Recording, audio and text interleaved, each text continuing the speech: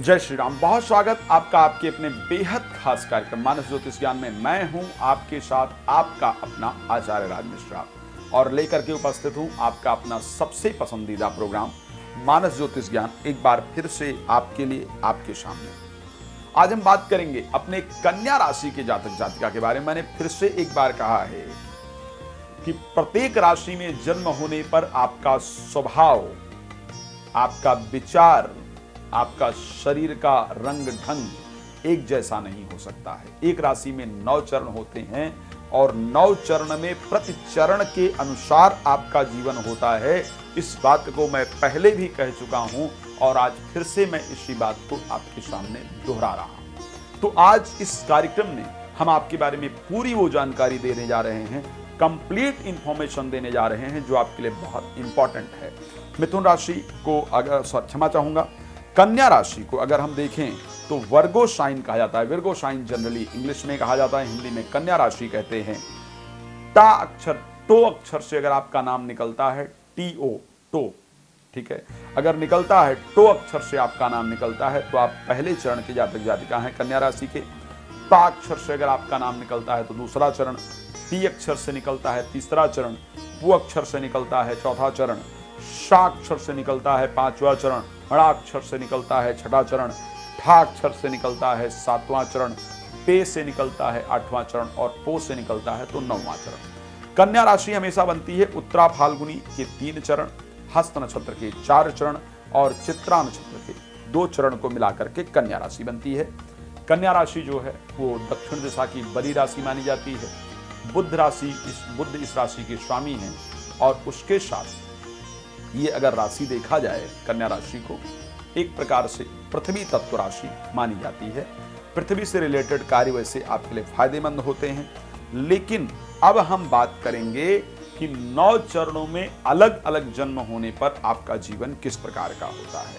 तो चलिए आपको बताते हैं कि किस प्रकार से होता है, क्या परिस्थिति आपके लिए होती है। अगर पहले चरण में जन्म हुआ हो तो ऐसे परिस्थिति में कन्या, मैंने कहा ना कि एक ही राशि में कुछ लोग बहुत धनी हैं, कुछ लोग निर्धन हैं, कुछ लोग जीवन में परेशान हैं, कुछ लोग जीवन में बहुत प्रसन्न हैं। तो अगर आपका जन्म कन्या राशि के पहले चरण में जन्म हुआ है तो आपको धन के लिए पूरे जीवन संघर्ष करना पड़ता है, आपको परेशान रहना पड़ता है। आर्थिक परिस्थिति आपके जीवन में अच्छी नहीं होती है।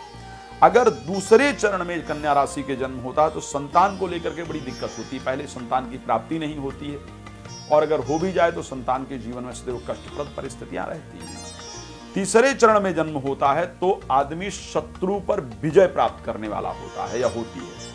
शत्रुहंता कहा जाता है। अगर किसी ने भी आपके साथ शत्रुता की तो आप उसको धूल में मिला देते हैं, आप उसको बिल्कुल अपने सामने टिकने नहीं देते हैं। इस प्रकार की परिस्थिति रहती है।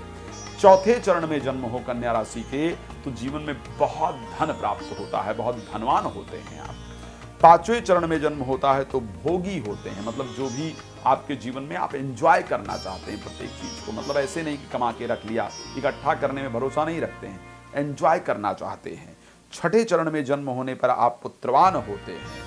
7वें चरण में जन्म होता है तो राज्यमान होते हैं, आपका सम्मान होता है, आपकी प्रतिष्ठा होती है, आपको पुरस्कार इत्यादि प्राप्त होता है, आप सम्मानित किए जाते हैं। 8वें में जन्म होने पर सर्व कार्य कुशल, जो कार्य आपको दे दिया गया उस कार्य में आप कुशलता प्राप्त करते हैं, सर्व कार्य कुशल कहा जाता है। 9वें में जन्म हुआ तो पराक्रमी होते हैं, बिल्कुल मतलब इतना स्ट्रांग होते हैं, पराक्रमी और माता पिता गुरु के भक्त होते हैं। पराक्रम होता है पहलवानी करना, स्पोर्ट्स में भाग लेना, प्रतिस्पर्धा में भाग लेना, सफलता प्राप्त करना, किसी को वचन दे दिया तो उस वचन से नहीं हटना, ये एक बड़ा सुंदर नेचर होता है अगर 9वें चरण में जन्म हुआ हो। आइए एक बात आपको और बता दूं, रात को 9 बजे और दोपहर को 12 बजे लाइव आता हूं, आप मेरे साथ कॉल करके कनेक्ट हो सकते हैं। जो भी जानकारी आपको प्राप्त करना है वो जानकारी आप प्राप्त कर सकते हैं। अब कुछ महत्वपूर्ण इन्फॉर्मेशन आपको और हम इस कार्यक्रम में जरूर देते हैं। वो इन्फॉर्मेशन क्या है? अगर कन्या राशि में आपका जन्म हुआ, इससे आप ये भी क्लियर कर सकते हैं कि मेरी कन्या राशि है या नहीं। तो 3 मास 3 वर्ष में रोग होता है शरीर में। जब आप 3 महीने के होते हैं या होती हैं, पेरेंट्स से पूछ लीजिए, उस टाइम आपके शरीर में रोग होता है और भय होता है। 1 और 13 वर्ष में आंखों में दिक्कत होती है, नेत्र में पीड़ा 1 और 13 वर्ष के अंतर्गत होती है। जलमज्जन 26 वर्ष में शरीर में रोग होता है। 33 वर्ष में लोहे से चोट लगता है। 43 वर्ष में अंग की वृद्धि होने के कारण, शरीर में रोग होने के कारण मृत्यु जैसा भय होता है। यदि चंद्रमा पर शुभ ग्रह की दृष्टि हो, 84 वर्ष कम से कम आपकी उम्र होती है।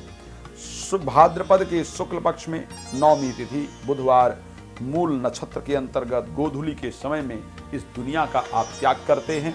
तो इस विषय पर हम और चर्चा करेंगे, आपको जानकारी देंगे। अब इस कार्यक्रम को विराम देते हैं, मिलेंगे एक नए कार्यक्रम के साथ। तब तक इस कार्यक्रम में जुड़ने के लिए आपका बहुत धन्यवाद। जय श्री राम।